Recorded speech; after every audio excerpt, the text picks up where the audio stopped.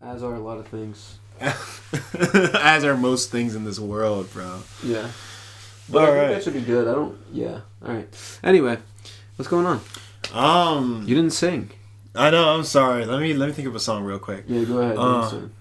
I wish upon a star that is so very far that you are where you are to be, 'cause I am cream.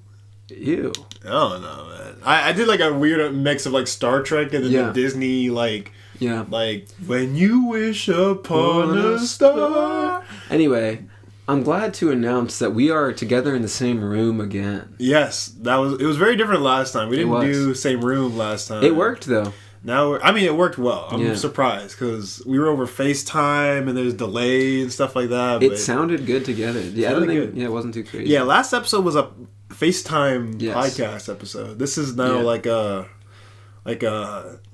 regular episode. It's a regular episode, except it's in Maryland. Yeah, so we're in Maryland. I know. I feel like we ruined our premise because we said we were Starbound podcast in Los Angeles. Exactly. We are. I'm just moving stuff. Doing our story in Maryland. So I'm sorry for those of us that for those of you that wanted to hear only LA episodes. Yeah, no, sorry, but you have to suck it through some Maryland episodes. Yeah, a couple of weeks, man. Just a couple of weeks. Hang in there, and then next time you'll get more LA content. It's just it's holiday season. It's part of the East Coast experience. Exactly. What we're giving the West Coasters the East Coast experience, and then our East Coasters the West Coast experience. So you're welcome. Exactly. It's the gift that gives giving. But I want to hear how your flight was.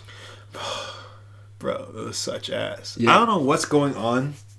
So first of all, I had a 9:40 flight, right? Yeah. Which doesn't sound that bad, but then you have to remember you should be at the airport like 3 hours before your actual flight to make sure you don't miss anything. 3 might be a bit excessive, but 2... Just to be secure, because there's traffic or whatever BS, You're right, you just want to make sure that saved you at the end of the day, that you were ready so early. Exactly. Yeah. So I woke up at like 6, right? Because my flight's at 9:40, I should try to get there at like 6:40 or whatever. Sounds about right. Woke up at 6, try to get an Uber at like 6:20, and I don't know what happened, but I was sitting there for 15 minutes. Uber could not find me a driver. Oh, you know what? Now that you mentioned how early your flight was, it's because it was 6 in the morning. Is there no one driving at 6 a.m.? There's no like early bird like. There definitely are some, but there's not nearly as many as like my flight was at like 10:30, right? So I feel like there was I get it. I assume there would be more people in like the more hotter hours. But here's the thing, like. 6 a.m., that's like when people are like doing their early work shifts or something. They have to be places. Right. And I've never had to deal with a situation where there's no drivers at all in a bustling city. Yeah. Like, this is Los Angeles, you feel me? Like, everyone should be an Uber driver or a Lyft driver or something. And like, for some reason, there's not a single driver at 6 a.m. in the morning. No, you're right. It's a big city. Like in New York, you expect to hear and see cars constantly. So it's kind of weird that that's like not happening. Exactly. Especially like LA's a driving city, right? Yeah. You have to drive to get everywhere. No, you make a good point. So anyway, you couldn't get a driver. Yeah, I couldn't get a driver. So I'm like, all right, what's going on? Then finally, like, I only got a driver maybe 3 times for the span of 2 hours, and all of them canceled on me. Yeah, that's so wild. So I was like, bro, and so it's already like 7:40, almost 8, and I'm like stressing because my flight's at 9:40. So if I show up to the airport at like 8:49 or something, I'm like doomed to like miss it, right? Because there's TSA and like all that BS. Yeah. And given my whole thing with my driver's license is kind of weird right now, so it might be even longer with TSA. And so I was nervous, but luckily I just switched over to Lyft. Boom. Lyft took maybe 5 minutes, found me a Lyft driver, got right to the airport. So I just did Lyft instantly. I feel like Lyft is... Usually for me, Uber is not only like better, like they're quicker and finding a driver, they're also cheaper. I feel like it depends on the distance. Like sometimes Lyft is way cheaper, but it depends on like how far you're going. I found in LA, typically Uber is cheaper unless we're doing that thrift thing. You'd probably know better than me. I think I only am logged in on Lyft, so that's why I use Lyft. Yeah. But usually Uber is better. But this time was like so bad. So how was it easy at least once you got there? Once I got there, I was kind of just trying to like bum rush through everything. But luckily it worked out because I came during like So when you have a flight, right? You're coming in when everyone else that's taking your flight too are coming in. Yeah. So usually when you go early, there's nobody there. But since I was already showing up like 40 minutes before my flight, it was packed. Everyone was just trying to get to their flight because everyone was running late at the same time. Right. Yeah. So TSA actually just kind of just like kind of just let me go. Oh, nice. You know what I mean? Nice, like, you have to do the whole, like, you know, metal detector thing, but they weren't asking too much. Like, sometimes they'll be asking you, like, oh, make sure you put a separate thing for your phone and then a different thing for the PS4 or something. Or like, oh, you didn't have to do any of that? You didn't have to take your, like, laptop out and shit? I only had to take out Dr. Pill. I did have to take out the PS4, but everything else they let me keep in, like, bags and stuff. And, like, it was really not that big of a hassle. That's good. Yeah. So. They made me take out like my laptop, but that was basically it. I had one situation where they didn't ask me to take out my laptop, just left it in the bag and just. That's nice. I mean, I wish they would do that more often. I mean, you can see it all with the X-ray anyway. Like, that's what I'm saying. Like, I feel like TSA just love to waste people's time. Yeah, and sometimes and they like being really rude at airports. You know, it's like I know it's like they're part of the job; they have to do it all day. But like, come on, like dude, everybody that works has to do their job all day. Exactly. So like, you're not special because you have to also do your job all day. Like, right? And you might have to deal with more people, like people that are frustrated more than usual, or people that are stressed. Yeah, or stuck up people, or bougie people, or whatever. But I don't know like, if you work for TSA and you want to say, hey, Kevin, you're wrong. TSA people have more of a reason to be pissed off than others. You know, let me know. I'm curious. I really want to know. Yeah, I want to know because honestly, I don't think TSA really protect us that much from a potential terrorist threat. Well, I mean, I can't say about that because maybe they're just doing their job so well that we don't know, you know? Sure, but I feel like there's ways to get past TSA, man. A lot of the times it does feel like they're not actually trying to protect us, and it just feels like they're trying to make my day worse. But that's obviously just how it feels. That is how it feels. I just feel like someone has to search up like the statistics or something like that, or like how is it that TSA is so good at stopping potential terrorist threats? Yeah. But I do feel like if I was a terrorist, I could figure out TSA pretty quickly. Yeah. In fact, I would just get a guy in TSA to be a terrorist. All right, let's not plan out your attack. Okay. Yeah. Okay, fair. I think it's actually. That's a good point. Isn't it like technically actually illegal to talk about overthrowing the government? I know you're like that shouldn't be illegal in America. I think it is illegal. Like, but you're actually talking about. You're just like sort of joking about. I'm talking about a hypothetical. If I was right, which I'm not. Right. I'm just saying. I think there's FBI's going to cover me now. I think it is actually a law that you're not like legally allowed to talk about overthrowing the government. Like you're not allowed to like make plans to. Oh, not like, so you're allowed to why talk they let about all those white people that went to the Capitol that one time? They're probably in jail. They're definitely in jail. I don't know if all of them are in jail though. They're probably most of them are in jail unless like their daddy got money. All of them deserve some jail time. I don't know how they let that slide. They probably didn't let it slide. They probably are in jail. Okay. Actually, we should Google that later. I really want to check because it just seemed like the day of that everyone just got to basically take over the government and then they let everybody slide on to arrest them. There's like no way. But I feel like in a different situation, if anyone else did that, they'd be shot and killed on the spot. No, fair enough. On the spot. Yeah. So the fact that nobody died is that was a wild day, concerning, especially because we were still in Maryland, so it wasn't that far.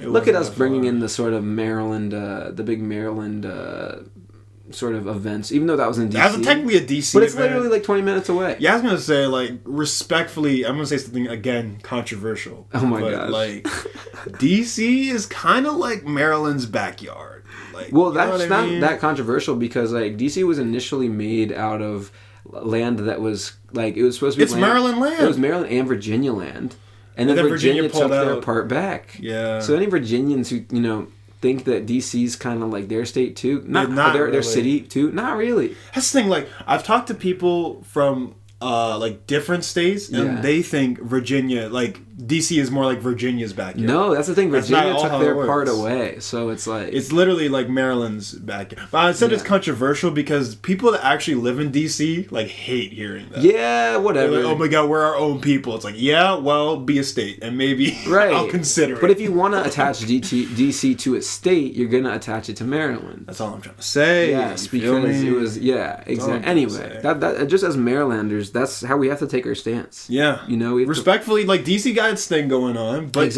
you are our backyard. Yeah, in a good way. In a great way, yeah. We love DC. Yeah. We absolutely love DC. I think without DC, Maryland would not be as popping. Yeah.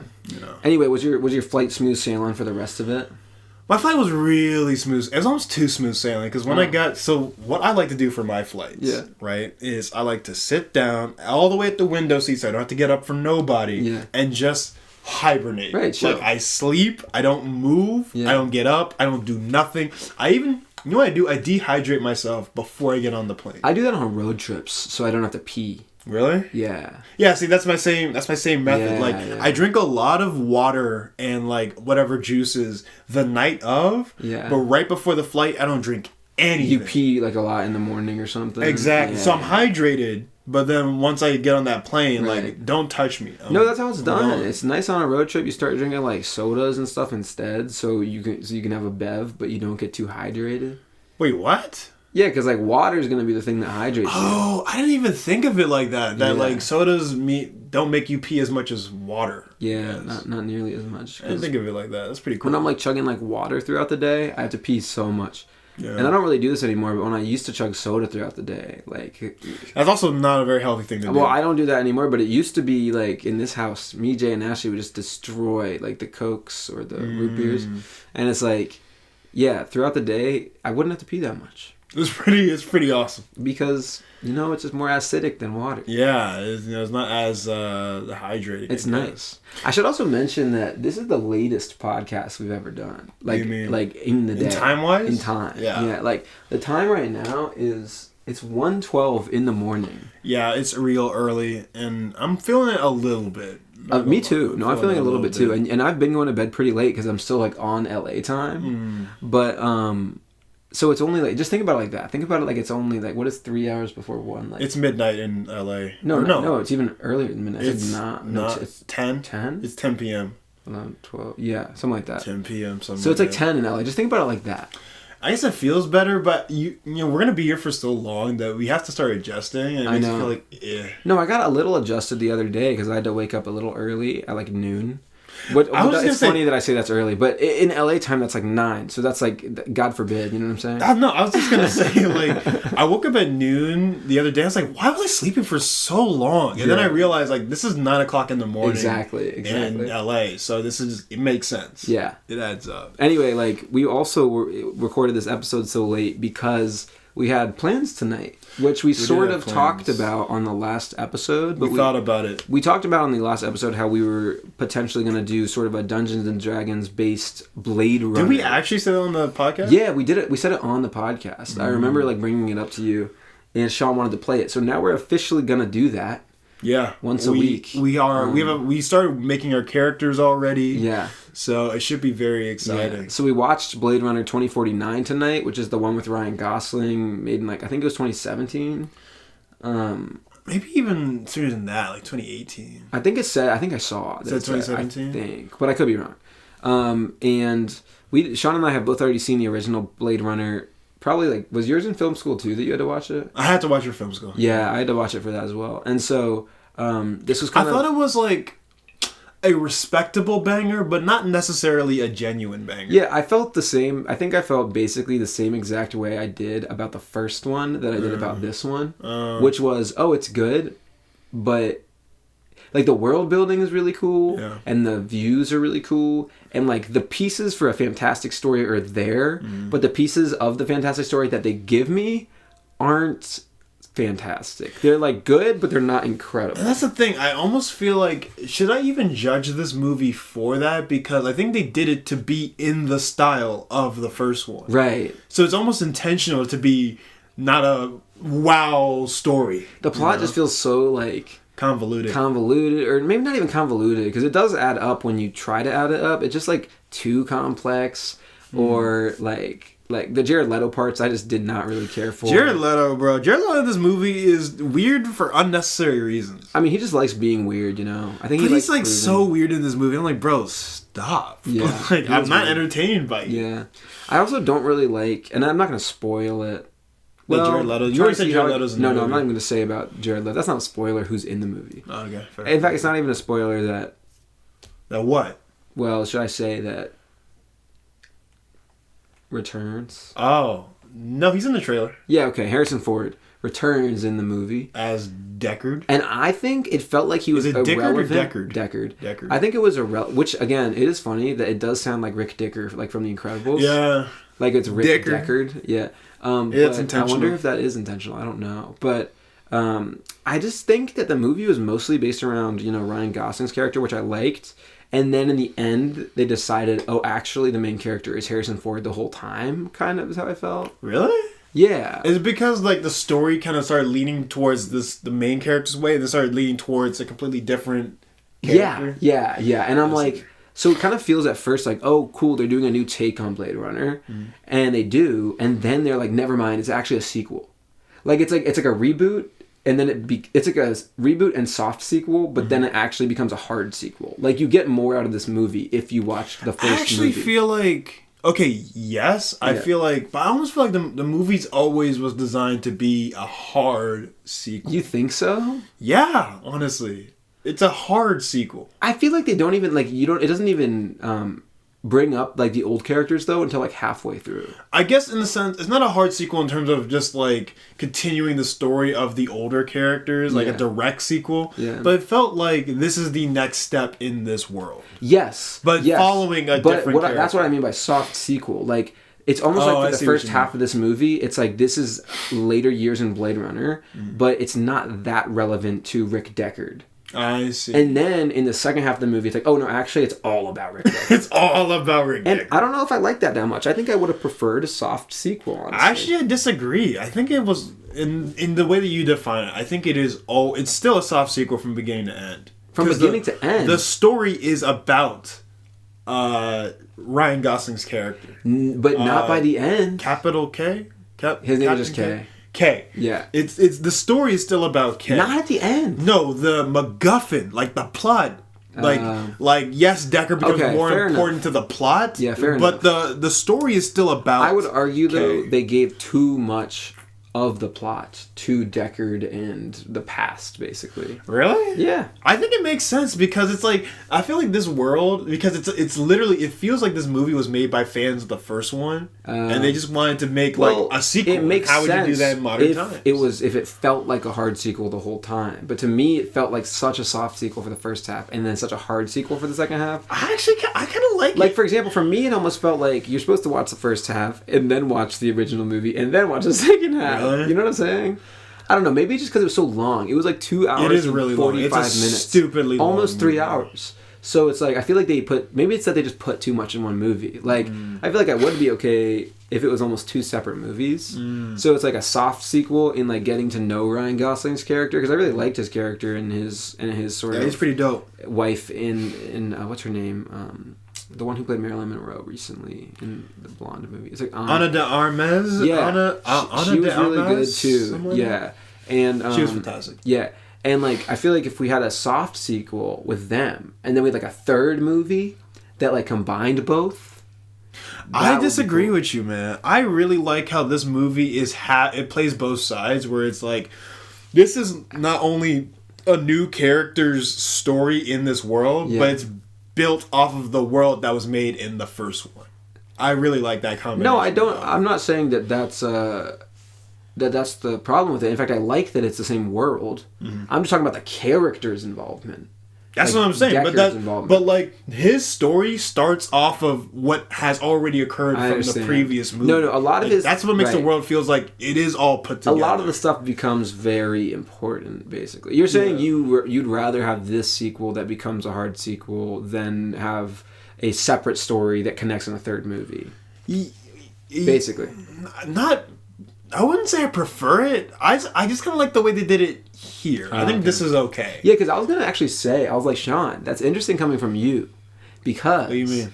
You're Who Killed Mr. President is its own self-contained story for all intents and purposes. Yeah. So is Who Serves Mr. President. It's all around one event, but it's completely different characters, right? Right. And then Who Avenged is both worlds colliding.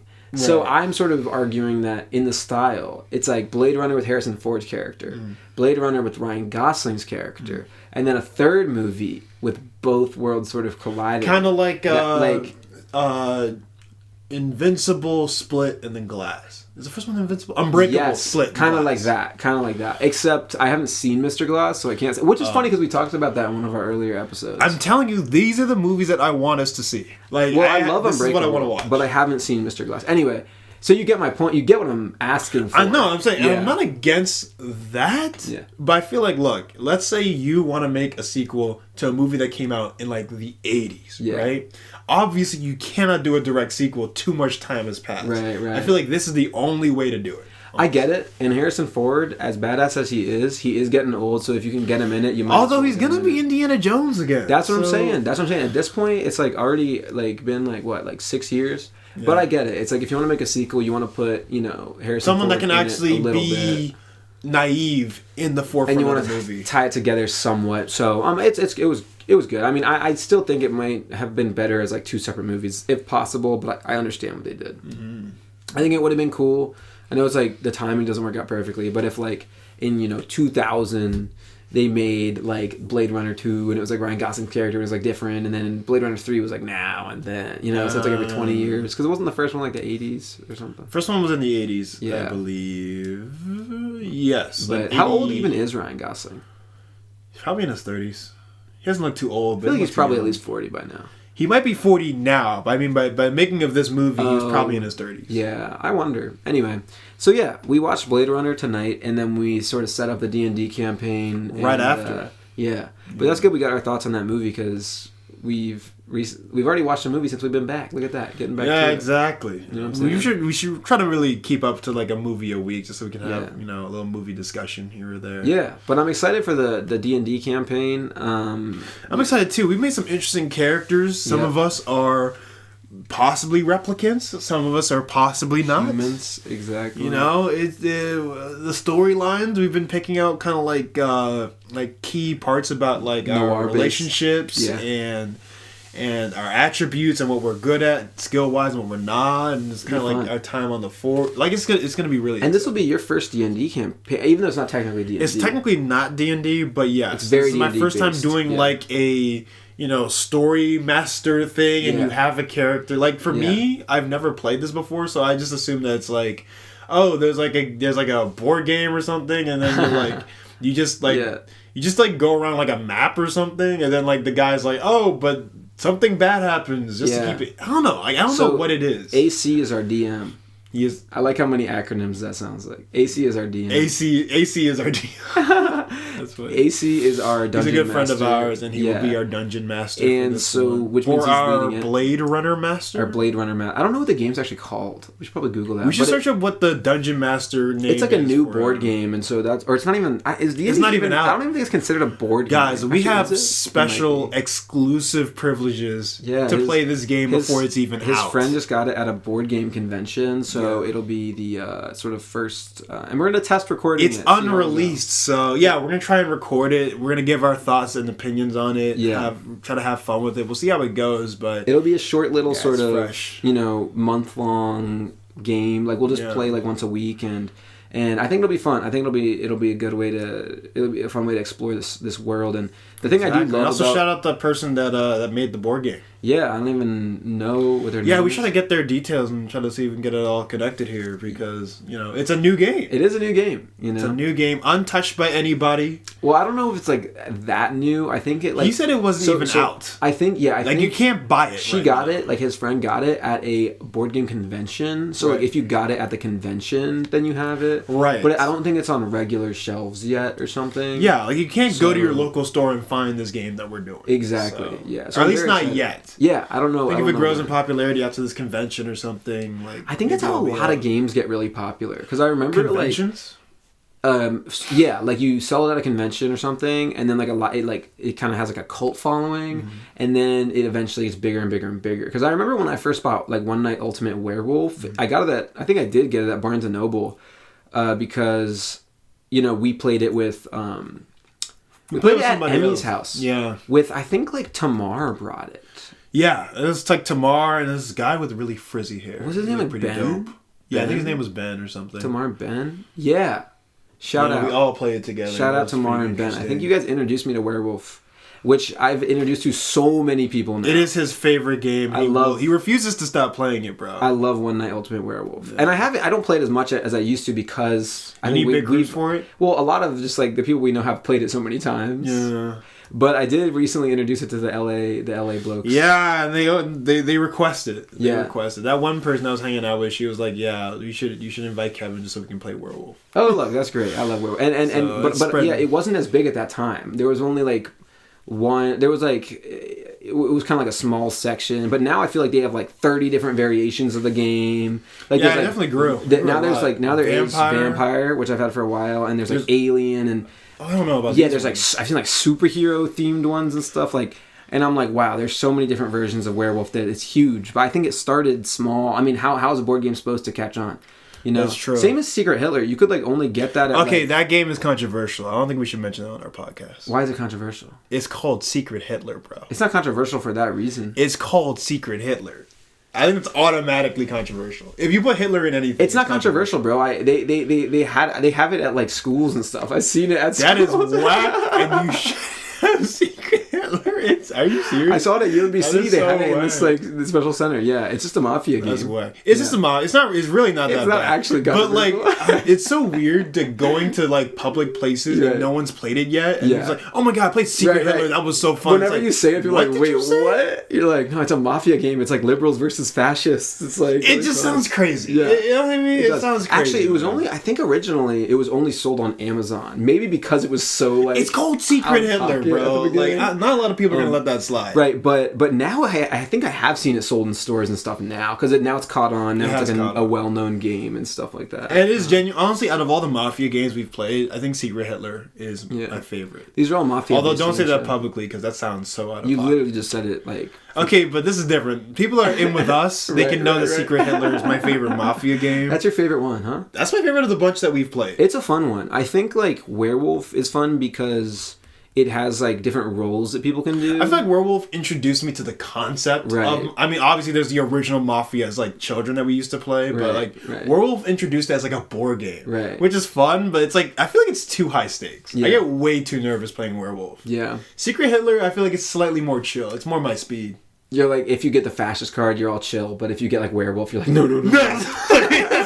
No, but that's really what it feels like. Like if you hand me that Werewolf card, I'm like, oh shit, I don't know what to do.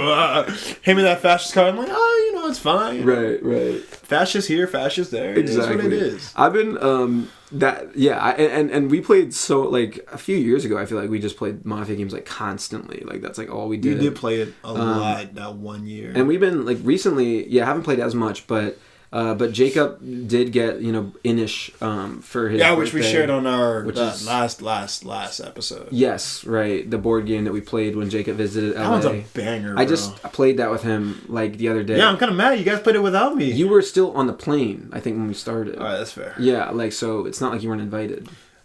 You didn't invite me, though. What, you were going to land in, like, Gaither. I would have said no, but I would have liked the invitation. When you know there's a guaranteed no, is there still a point in asking? Yeah, just out of respect. It was your travel day. I know, but still, out of respect. Just like, I know you can't come, but just to show that I care. Pull up, right. You're right. Invitation. Jacob also wanted to try, actually, the 2-person variation, though, of Inish. How was it? It was actually fun. It was different. Like, I need to explain this so it doesn't sound like I'm just, like, talking about a random game. So Inish is kind of like Game of Thrones in a board game. It's like you kind of like Catan. There's like a bunch of pieces that you attach and you create. Right, there's these lands, and you want to become High King. You want to become High King of the lands, and there's like 3 ways to become High King. You can either like basically like dominate over like 6 of the other players' characters by having more characters. Right. Or you can be present in 6 locations because you add them. You build the map as it goes. Yeah. Or what's the last one? It's like so you have to have citadels, 6 sanctuaries. 6 sanctuaries. You have to be ruler or something. You have to be present where there are like 6 sanctuaries. Areas with these sanctuaries you can build. And basically, like, you can get these special cards, like these epic tail cards that give you superpowers. Yeah. Those were much more present in, like, when we played with 3 people. With 2 people, you don't get nearly as many epic tail cards, but you do, like, you do get to... You basically get 6 cards each. So you get way more cards to like play around with. Yeah, and you kind of know what each other person is going to get because you are passing. There's only 2 people. Yeah, like usually there's 3 people, so you don't know which cards everybody has. This is almost like more like a chess game because you know which cards you're giving the other person, and so you know which kind cards of know what getting. they're gonna use. So you just have to outplan and all that stuff, and it made it a different Sounds game. more intense. It's actually really fun though. It was really fun. Jacob unfortunately is still High King though. We need to find a way to dethrone him, bro. That's what He's I'm saying. really good at that. He's won apparently now 4 times. Only 3. Twice against us, one against he played with Will and Eduardo, I think, and now he just beat me again. So he's had his 4 term. We gotta dethrone him. He's had his full term, his full 4-year term. Yeah, it's time to get him out of there, bro. Either he gets reelected if he wins again, or we get him out of office for another term. That's what I'm saying. Yeah, we gotta get rid of him, man. He is really good at that game. Exactly. But yeah, Inish is fantastic. It's fun. It's obviously that's more like a classic board game. It's not quite. Yeah, see, I respect the classic board. Yeah, Mafia is not. The Mafia games are not really like actually board games. They're more so. They're card just high games. stress games. Yeah, they're more so card talking games. Yeah. I guess like Secret Hitler does have a board, but it's not that relevant. No, still, it's just like the main part is trying to convince people. Of something else. Exactly. Yeah. Either that they are the person that you're looking for or they're not. I always love the beginning of Werewolf where you try to like where people don't get that you're supposed to lie. And so they're like, but what do I do if I know? I'm like, lie. They're like, but what if I... And I'm like, lie. I'm like, just lie. Just like, lie. make Whatever you do, bullshit. lie. Like, just completely... Yeah, like, I do find the most fun for me during Werewolf is that part where you have to figure out who the werewolf is, and everyone's just trying to figure out what their roles are. Yeah. And then the first, like, mistake comes up where it's like, wait, this doesn't add up. Right. And then it's especially like, if you're the werewolf and you're trying to, like, bullshit, and then somebody's like, you're lying, and you're like, what? No, I'm not. Exactly. Yeah, no, I really like that part. But then everything... After that, it gets too intense sometimes. Yeah. I see a lot of screaming matches at this point. Exactly. But, you know, gotta love board games. They're fantastic. Gotta love board games. I'm glad we get to pick up this kind of D&D Blade Runner-esque board game for the winter. There's no board. There's no board. There's no board with this paper, game. But there's dice. But I think in classic D&D, you have a map that is a board. That's what I pictured. That there was like a map thing for the more classic. But AC does these things that are called like digital maps or something. So like you see your like a mini version of your character on the screen, and then he like moves you across the screen so you know how close you are to the monster and all that stuff. That's kind of cool. But I don't know. That's for D&D. I don't know for this Blade Runner game if there's any of that. I don't think... Yeah, this is a new game, so I doubt it. Yeah. But it's fine. I'm an imaginative person. But you could use those if it's laid out similarly. We're going to ask him and see if we can try to get that sorted or something. Yeah. It'll be cool. I'm excited. But yeah. Yeah. What else has been going on? I finished doing a lot of my animation. So I was just saying, editing stages. Yeah, I think you finished a lot of your animations. I am so close to being done with this Leaving Saturn album. Yep. Then you already dropped the name, right? I already dropped the name. Okay, thank God. I'm just playing fast and loose with it. Am I gonna have to bleep this episode now? Yeah.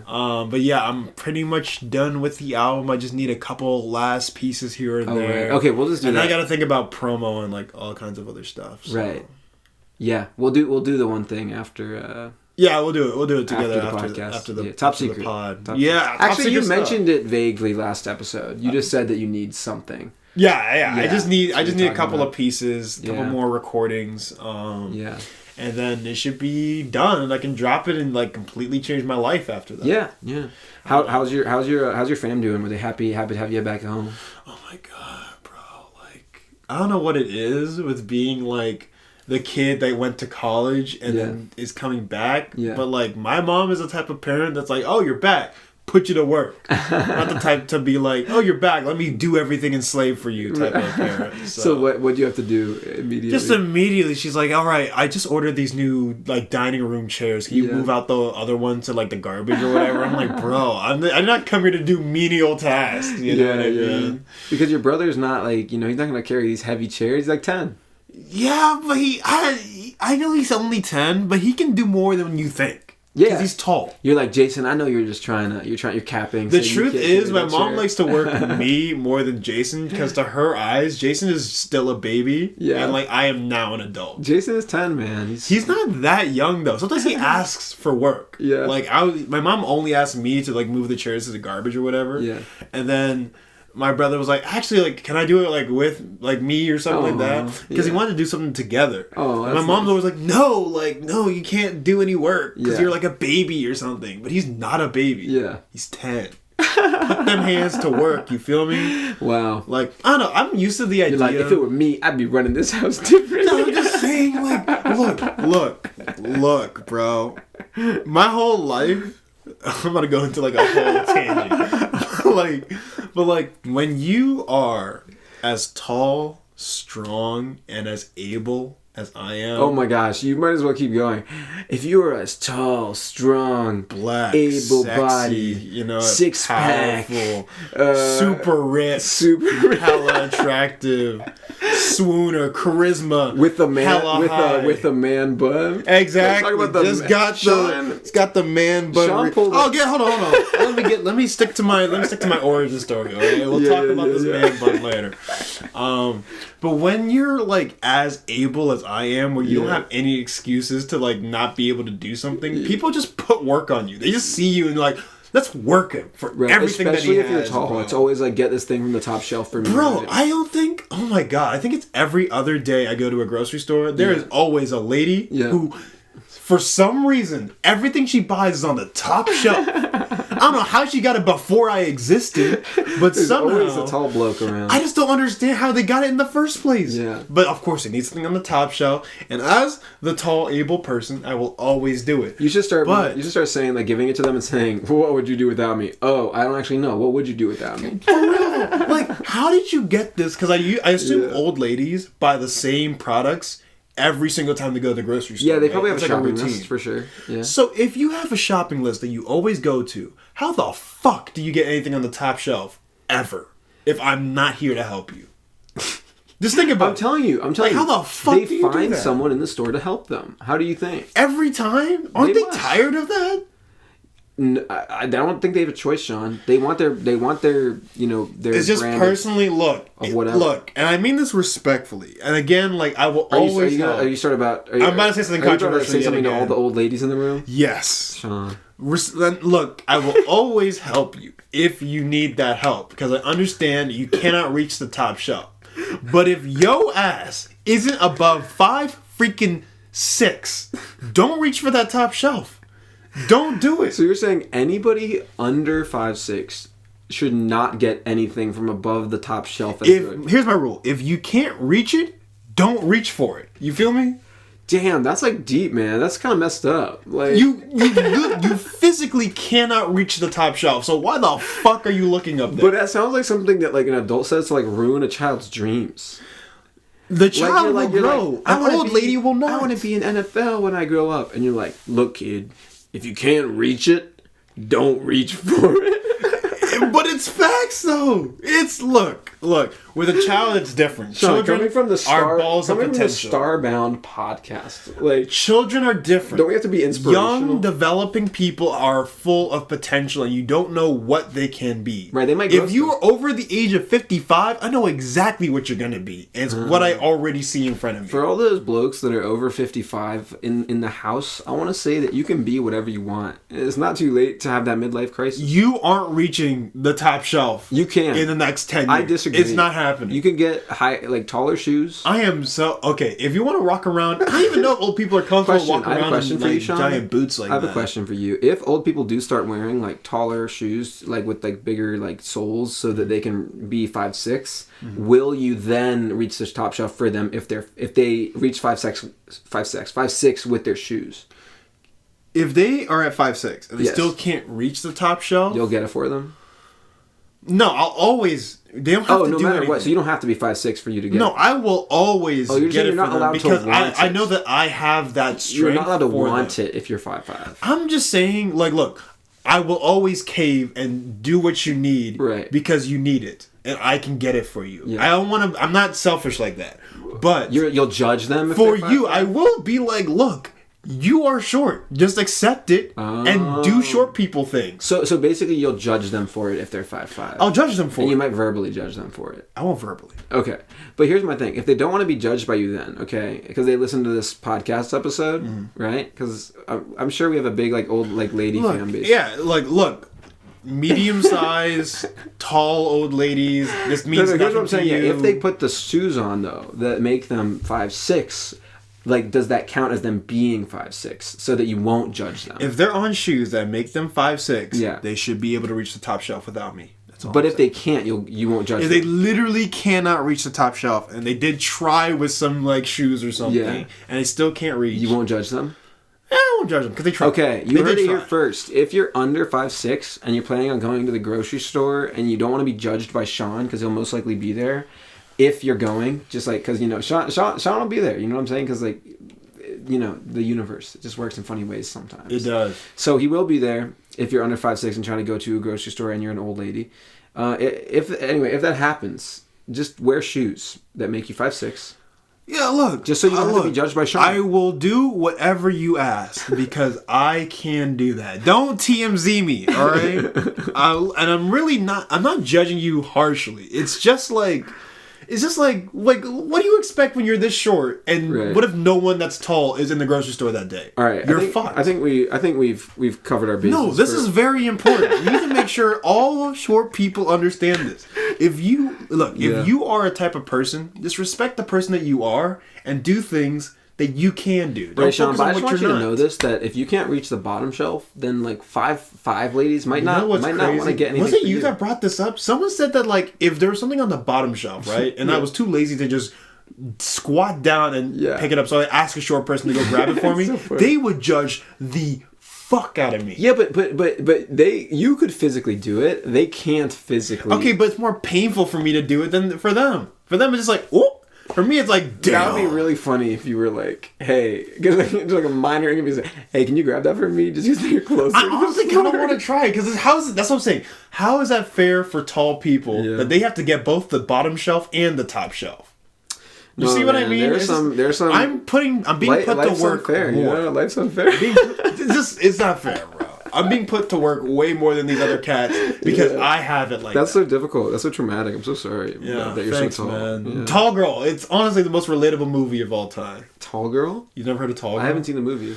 Bro. There's this Netflix movie called Tall Girl. Yeah. And her whole fatal flaw as a human is that she's tall and has to deal with that. Oh, you did tell me about this. You might have told me about this on a prior podcast episode. Really? I can't remember. Yeah, it's not good. It's genuinely bad. Speaking of movies. Speaking of movies, I was going to say I rewatched because Ashley put on Crazy Stupid Love the other day. I saw the second half of Crazy Stupid Love. Wait, is that the one with Ryan Gosling? It's the one with Ryan Gosling. Speaking of the devil, because we just watched Blade Runner. And the guy that played Michael from The Office. Yeah, Steve Carell. And it also has Emma Stone. And like, is there any other huge actors? I like Emma Stone. Oh yeah, and Melissa. Is it Marissa Tomei? Melissa Tomei. Marissa Tomei. Yeah, is it Marissa or Melissa? I think it's Marissa. Is that right? I think it's Marissa. Yeah, Aunt May in the new Spider-Man movie. Yeah, Marissa. Yeah, she's in that too. It's such a good movie. But anyway, then we also watched. I saw the second half of that one, which is so good. I forgot how good it was. I also saw again 500 Days of Summer. Fantastic film. With Joseph Gordon-Levitt. Fantastic movie. That's in my top. I think it's the girl from New Girl. What's 10. her name? What's the girl from New Girl's name? That's the actress, right? Oh, isn't it Dakota? I don't think so. I mean, you might be right. Actually, you might know. There's like 3 or 4 Dakotas out there. I don't know. You actually I have no idea. You might be correct. But I don't think it's Dakota, like the one that's in 50 Dakota Shades. Johnson? Yeah, no, it's not that. It's not that Dakota. Is it Dakota Fanning? Maybe, I don't know. I feel like it's a woman named Dakota, but I'm not certain. Anyway, it was good, and I think that's in my top 10 or at least top 15. Yeah, it's pretty interesting watching it like at this age. Or when I say at this age, I just because it hits harder. No, that's not why it's more interesting. Actually, it actually hits like less hard. I mean, it hits, but I feel like when you're like young, oh gosh, I say this like I'm so old, but like when you're like 17 and watching it, you're like, I feel like you're much more for some reason sympathetic to Joseph Gordon-Levitt because you're like, oh man, like wow, this was like the love of his life and she didn't get it or something like that. But then you watch it back and you're like, wait, Joseph Gordon-Levitt's kind of an asshole in the movie. Like, cause like he's kind of rude in a lot of the scenes like to her. No, and she told him from the beginning that she didn't want a relationship, but he like kept trying to like make it a relationship. Yeah. And so like that's like, you know, it's simple. Honestly, like, it's the ultimate simp story. Right, and he was like, you know, it's understandable that he thought it was becoming something else because they she was doing some right. But she did say from the beginning. But that's what I mean. It's like it really is on him for some like falling relationship for all of signals, but he was still like from the beginning told by her that she didn't want a relationship. So I found myself as like a younger kid being more like, oh wow, why didn't she want to be in a relationship with him? But now I'm like, bruh, she literally said from the beginning that she didn't want to be in a relationship. Yeah. And I like the idea that, but I do love it. Did hit more in some ways, in the idea that like you think someone is your summer, like your sort of the you know the one, but that person doesn't feel the same way about you. Yeah. And so then it's kind of like, oh, that's interesting. So maybe, you know, just because you think this person's the one, they're not actually the one. They're just... You're just infatuated. Yeah, it happens. There are people that come into your life that, like, you feel like they just answer every problem you've ever had. So then it has a message about, like, fate, though, and it's like, is fate not real? But I like that the movie doesn't really push that fully. It still actually gives you some... like sort of optimism that there is sort of the one out there closer to... Doesn't she find the one? Yes, and I don't know if you remember how the movie ends. I don't want to spoil it. How old is the movie? I think it's pretty old. Let's check. Yeah, let me check. It's a 10-year rule, right? You said this is a rule established by you. Yeah, hold on. But yeah, it's a 10-year 500 days of summer. 2009. Oh yeah, we can talk about that. We can spoil it. All right, we're gonna spoilers for 500 Days of Summer. But at the end, you know, he's kind of given up on fate and like thinks that maybe like love isn't real and like all this stuff. Mm-hmm. And then when he goes into interview for a job, he meets a girl named Autumn. The next, and it's implied that she's sort of the one. Yeah, like, and she likes him a lot back and stuff. And so it's implied that like although fate might not be real, it's like, oh, but just in case, like it kind of leaves you on this like nice sort of optimistic note. Love is really your journey, and you're gonna come across the one that you think is the one, but they don't find it that same way in you. Yeah. But so that you can kind of become more of a grown person, developed from that whole situation, and then you end up eventually finding your one. Yeah, yeah, and that movie it's a nice one because it is like you really. She was sending them signals, though. I ain't gonna front. She was sending signals too. That's the thing. Like you can kind of see it both ways. Yeah, morally agree with both characters, and you can. I think, but because Joseph Gordon-Levitt is also the sort of main character, you do visually see more of his flaws too. Like you see more of his flaws. You see less of Summer's flaws because she's not the main character per se. Which is actually part of the other thing. It's like maybe he thinks she's the perfect girl because he doesn't see any of her flaws. Yeah. Visually. It plays into the story. So maybe that plays into it too. But Crazy Stupid Love is also just so good. Great to watch around this time of year, you know. Like even though it's a Christmas movie? I don't think it is. It just kind of gets that vibe because it's kind of like Love Actually, in that it's like a very like big like ensemble movie and there's like a bunch of characters. Like I don't know if it's based around a holiday. I only saw the second half. Oh no, I was talking about the movie. I think it's called Valentine's. Oh, Valentine's Day. Yeah. I don't know if I'm thinking of Love Actually, but it's another ensemble romance type of thing. Maybe yeah. Love Actually cast members is like the best comparison I can think of. But maybe Valentine's Day. I haven't seen that, so that might be a good example too. But it's just like there's so many characters you got to meet. You know, it's like Ryan Gosling, Steve Carell, Emma Stone. Others. I can't remember the Melissa Stone. Everybody else in the movie. Everybody else in the movie. But one of the things I like about that movie is I remember like learning like in like film school or something that like one of the like rules of cinema is that like you shouldn't question the likelihood of a coincidence because coincidences make things more interesting or something like that. I think I remember hearing this rule. Like sometimes in movies like crazy coincidences happen. And you're like, that is crazy. Like, that would never happen. But this is basically like, you should usually ignore that because coincidences, they make the story more interesting. Yeah. It's a movie. It's like movie magic. You know? Now, I agree in terms of like Love Actually, because there are so many coincidences that tie all the characters together that you're like, there's no way, but it makes the movie so funny. Like, it makes it hilarious, and it's like a rom-com. So that's where I'm like, that's a perfect example of like allowing a coincidence to happen without it bothering you in your head, kind of. You know what I'm saying?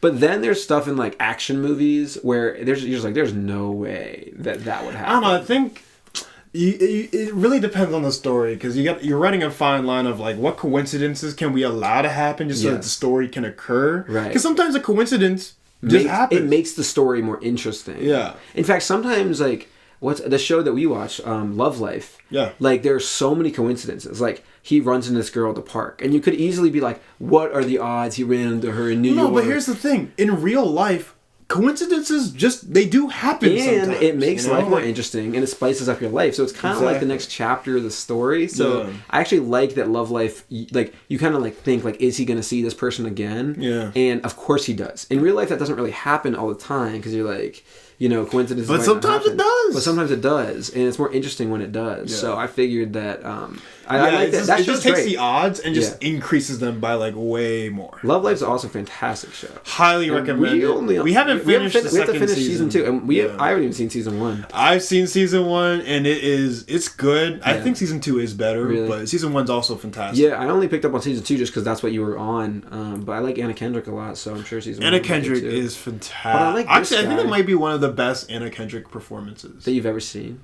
So I haven't seen a lot of Anna Kendrick, but I'm thinking of Pitch Perfect films, Twilight films. There's like one or two odd movies.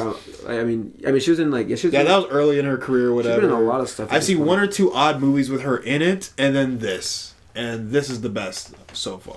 Yeah, I mean, I like her. She's likable. She's good. And I like the guy in season 2. He's not a really well-known actor, though, is he? He's in The Good Life, I believe. I have not seen Good... Oh, you mean The Good Place? The Good Place, yeah. Yeah, I've seen like 1 or 2 episodes of that, but I wouldn't remember if he was in it. But he's really good. His name's like Marcus in the show. He's fantastic. Yeah. Even though I run into beefs with him. I know. Because he's like... It's not that... Look, I just feel like his... Like, the women that he pulls are 10s out of 10s out of 10s. Sean's like yelling at the screen. I'm just like, ain't no way a regular Joe Blow like this can pull 10s like that, bro. I think, the one girl... These are very... Not just like in terms of just physical looks. Like, these women are intelligent, smart, witty, like they are fantastic. You're like this is unbelievable. Great careers. That's where the storytelling is too much for you. You're like this is ridiculous. It's not. Yeah, actually no. I think I literally said that one day. I was like, this is ridiculous. Like, ain't no way. Isn't the one girl from Maryland like the one? Yeah, there's this girl that he has an attraction to or whatever, and I won't go into too many spoilers. But she's literally from Maryland, so there's a whole episode where like they're in Maryland. She's in Maryland, supposedly. I think it's supposed to be like Frederick or something. Yeah, I think it is Frederick. Yeah. But yeah, no, another Maryland bloke there. It's not often that we get our name. I know, gotta shout it out. You know what I'm saying? Yeah. I saw a sign that said Maryland in the back. I'm like, oh yeah, Maryland, Maryland, Maryland. But what's on the come up for this break? I mean, obviously we already got a good start because again, Christmas. That's the come up, bro. Yeah, dude, everything is like I don't know what it is about holiday season, but I feel like life just stops and you just focus on the holiday. The holiday, you gotta pick up. You gotta do a lot for that, right? Yeah, chilling with the homies, all that stuff. Hanging out. So we're back together again. Kevin has already seen Jacob again. I have to see him at some point. Well, I'm sure you'll see him this weekend actually. Oh yeah, this weekend we're hanging out. Yeah, so yeah. There you go. But it's nice being back in Maryland. It's cozier. It's colder. Yeah.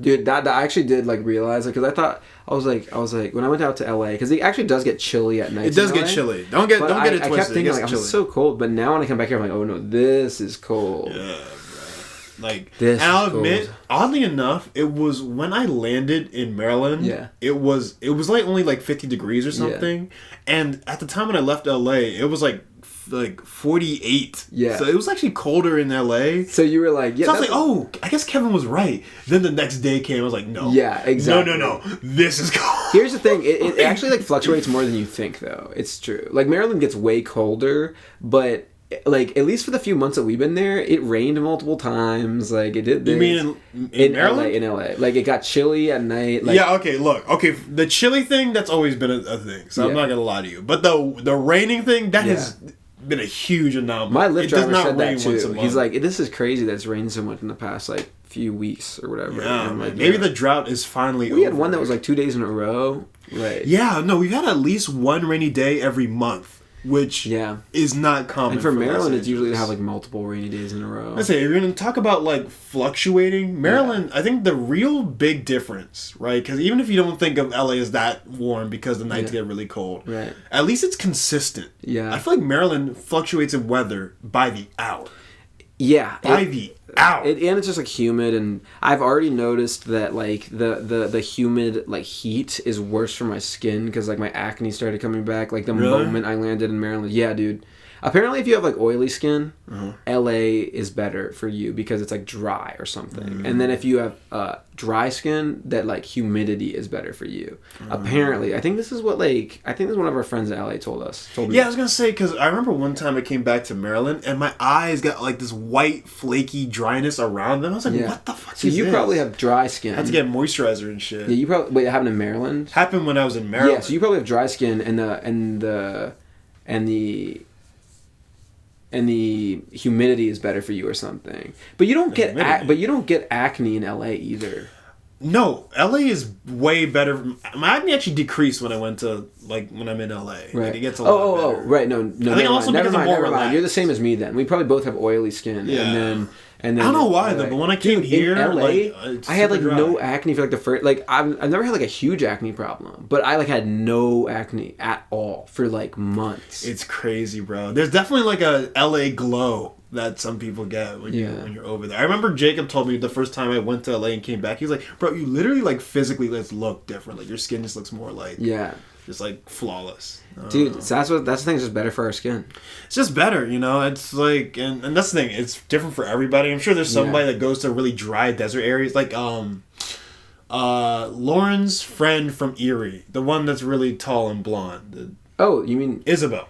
Oh, okay. She came here, acne breakouts immediately. That's the thing. She probably has dry skin. That's what it is. And then but you know, what do you know? Sean and I just learning more about how to take care of our it's East Coast, West Coast, because that's the thing. Like when you move places, it's not just opportunities there or whatever. Right. There's also just a geographical difference. Yeah, it's true. Maybe it's a sign that you should or should not be somewhere. Or you have to get used to a lot of things that you think are just like not that big of a deal. Like in LA, I was like, oh, it's hot outside today, so I'm not going to need a jacket tonight. But then you realize that actually the heat in LA that day doesn't matter because it's going to be chilly that night. It's always chilly. But Maryland's different. If it's like a hot day, it's usually going to be like a warm-ish night because like I guess the humidity stays or something like that. That's right. Yeah. Yeah. So there's like slight differences there and stuff, but. Yeah, I think even in like the summerish months of Los Angeles, like it won't be like chilly, like cold like the way it is now, but the nights are always way cooler, like way cooler. There's a bigger. You don't get warm nights, in LA. There's a pretty drastic difference. Yeah. Well, different. Yeah, we should make a sort of checklist for stuff that we want to do in Maryland before we head back to LA. While we're here, Potbelly. There's no Potbelly in Los Angeles. I went to my local 7-Eleven. They didn't have the buffalo chicken taquitos, which is another like. Usually, Sean loves getting those in Maryland. I don't know if I usually fucking love these, but they're not in LA, and I don't know. They might be getting rid of them in Maryland now, so I'm not sure. Dang, nationwide. There is a. This is gonna be a really complex thing. The Chinese place, but they don't actually sell Chinese food. You want to get that? I have to get that. It's only one in a million. You know what I mean? I have bad news. What happened? What do you think? What do you mean? Come on, don't say it. I'm not. Don't say it, bro. I'm sorry. I'm kind of gonna laugh because it's funny. I don't believe it. Because it's only funny because you love that place for dude. Do not tell me what I think you're gonna. Go ask Jay right now. Dude, don't lie to me, bro. I'm not lying. Dude, don't lie. It just happened. They closed. They closed. No. It happened when I was driving to the show. And then Jay told me after, or it didn't happen. Like Jay told me as we were leaving the show. Yeah. Way. Yep. Are you serious? The Chinese place, the place in high school where a lot of people would go to lunch to get Chinese food or burgers. Actually, funnily enough. Yeah. No. Okay. So there's this place, and it's called the Chinese place because high schoolers are just racist or something. It also had Chinese. There's Asian food. people working there. They're really just Korean, I believe. And they had a Chinese food bar. They did. They did have a Chinese food bar. but they were Korean, and everyone did not really buy. They didn't really buy the Chinese food. They only bought burgers, and fries, and tenders. It's one of those like office building restaurants. It's like an office building cafe type. Yeah, and there was multiple that we went to. There was another one that people called the Jewish place because they had like, were any of them Jewish? No. They literally just had bagels there. Yeah, back in high school, we were pretty wild, bro. Yeah, we honestly should have been canceled for that. Because that was literally all that they're... Like, that's the only reason they called it the Jewish place. But no, I got, like, curry at the Jewish place on Thursdays. Yeah, I think I also got a burger there. Like, yeah, they mostly had burgers there, too. Yeah, so it's known to us as the Chinese place. It's because they're both like office building restaurants and they don't have like a names. Name. Yeah, they don't have a name, so they're just like, Chinese food. I guess the Chinese place, but no one ever like orders Chinese food there. Exactly. But I love that place. That's literally, I'm not gonna lie, best burger I've ever had. No. What the hell are you talking about? I'm certain of it now, but like something about the way they made it, it was delicious. No, it wasn't. It was fantastic. I need to do like you need to do like a poll. And I feel like in terms of like chefing, like is it the most exquisite like Gordon Ramsay shit? Yeah. No, far from. But if you showed me an exquisite burger that's like $400. And you show me that shit, I'm picking that shit. I can't believe that, man. I can't believe show me that shit next to any burger. So it's not just because of nostalgia and a bad taste. You actually thought it was like the perfect burger. It was delicious. Every time or one time? Huh? Every time or one time? I think in high school it wasn't as good, but as I've come back to it, it's gotten way better. What? Yeah, Too bad they closed. Dude, I don't want to believe it. The best burger I ever had was a Five Guys burger, but it was only one time. It's not like every time I go to Five Guys. Because sometimes it's just the chef. Sometimes it's also just like the reason that it's about. Like, so I was sick that day, and I didn't even ask my dad for Five Guys, but my dad came home with Five Guys, and he gave me this burger, and I was sick, I needed food, and it was just like a single patty, like cheeseburger with like ketchup or something, like lettuce. Like, not that many ingredients, maybe onions. And I ate it, and I was like, oh my god, that was the best burger I've ever had in my entire life. Shit. But at Five Guys, I do like Five Guys, but other times I'm not like that. Yeah, I was going to say, flavor-wise, do you think it's the same burger? Yeah. I think everything was fucking perfect about that. And I think it is because I was sick. And I do think because... when you're sick, sometimes food makes it worse, but sometimes it makes it better because you feel better. It depends on the type of sickness, too. Yeah, that was the best burger I ever had. I respect it. I ate it right there on the bed. Really? Yeah. Wow, what a legendary place right here. Exactly. Oh, I'm so sad, dude. See, here's another thing that I absolutely hate about getting older or just time just flowing. Things eventually go away and there's other things that replace it. Yeah. And, like, that is still... Like, I haven't had a better burger than the Chinese place. I can't believe that, though, because I thought those like burgers were not very good quality from what I remember. And, like, when I look at it, like, yeah, like, obviously it's not, like, cuisine shit. Right. But when I eat it, it's like, this is the best. Okay, but what's, like, the best single, like burger that you've ever had? Like... Not this like, place. Wait. So you mean like on a certain like? Is there one time that was the best though? Oh, you mean I'm saying like what is it consistently the best burger place, but or like what's the best burger you've ever eaten? Like in a particular instance? Yes. I gotta think about that one. I feel like it's something related to like burgers though. Huh? Is it one of these Chinese place burgers? Probably not. I don't think so. It's never been that special where like I was in a really rough situation and it just saved my life. But I feel like it's something like, I think it had to be a burger that was like given to me.